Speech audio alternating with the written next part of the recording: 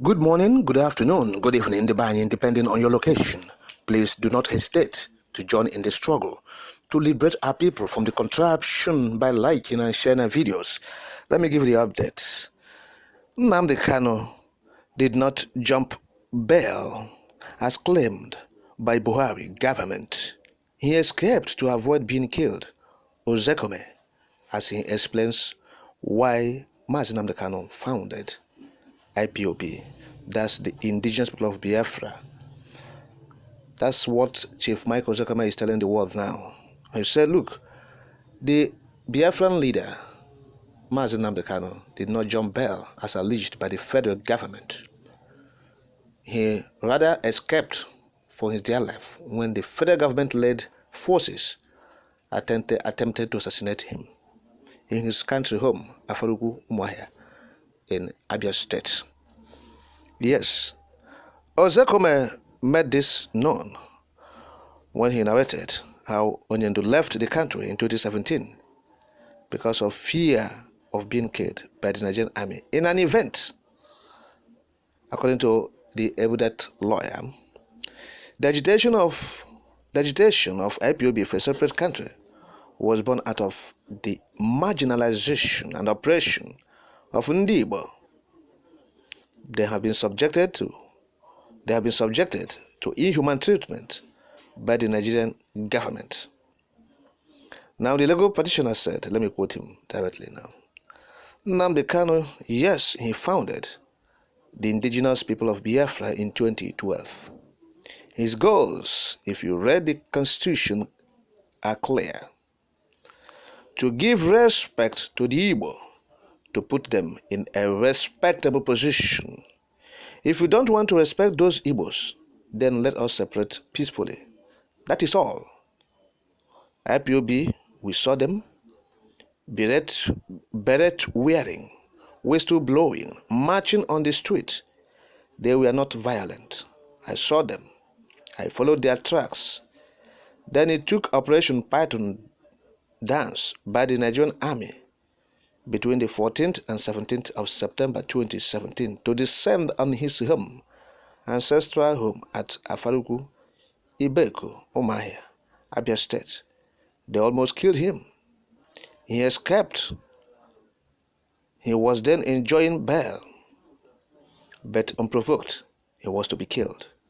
He escaped, and he quickly reported and swore an affidavit before he went to London. The federal government said he jumped bail? No, sir.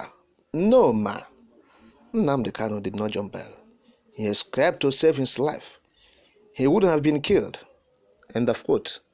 So, Chief Michael Ozekame is clarifying issues here.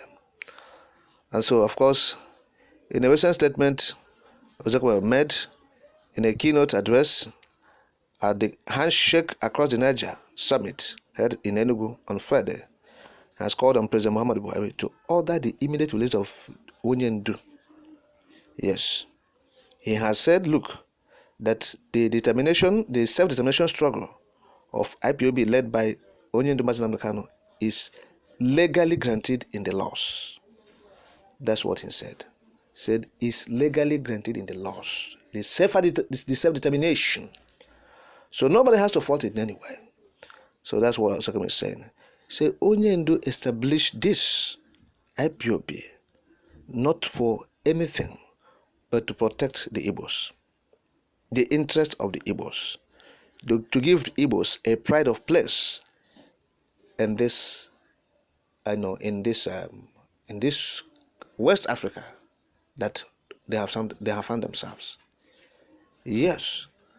So he said, look, he wants to give Igbo a respectable position in West Africa.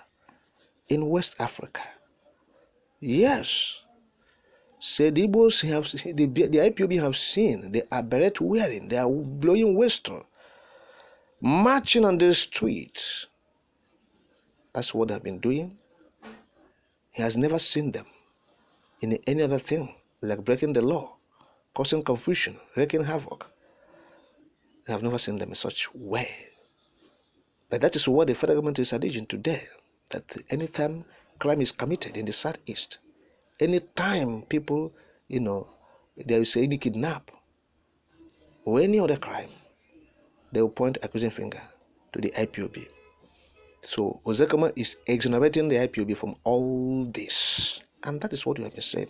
Mind you, he is a senior advocate of Nigeria. SAN is among the foremost lawyers in Nigeria, a constitutional lawyer. He prized among the 5 top lawyers in Nigeria. Ozekama, yes. So he is telling you this. Take it to the bank. It is true. IPOB are peaceful. That's the aim and the objectives of why Nnamdi established it, to give Igbo a pride of place in West Africa. And we have seen that the Igbos have been subjugated, annihilated, and they have suffered genocide and pogrom. And so it is time that the Nigerian government allow them to go, since they don't want them. And that's what Ozekame is saying. Say, allow them to go if you don't want them. Ozekame is saying it directly this time around. And so, my people, our redemption is nigh, is very close. I tell you. So, the government of Muhammadu Buhari, you have listened to it. Then those people who are, in charge of the law of the case, talking about the Supreme Court justices that will superintend over this case, you have heard it now, loud and clear. That's for you to make your judgments. But the judgments of the appeal court of October 13, 2022 is still there. And we are still calling on international community to prevail on President Muhammadu Buhari to obey that court judgment. He has just barely 3 weeks to vacate that Aso. The fake Muhammadu Buhari. Yes, are you doubting it? Yes. So when he was there, he thought he would stay there forever. Today, barely 3 weeks.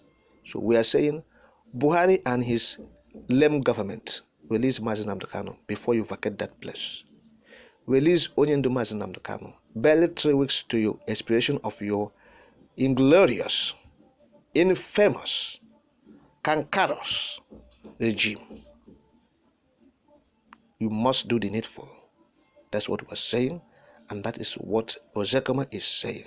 He said, immediate release, unconditional release of Nnamdi Kanu is what he's advocating for, because he did nothing wrong in the eyes of the law.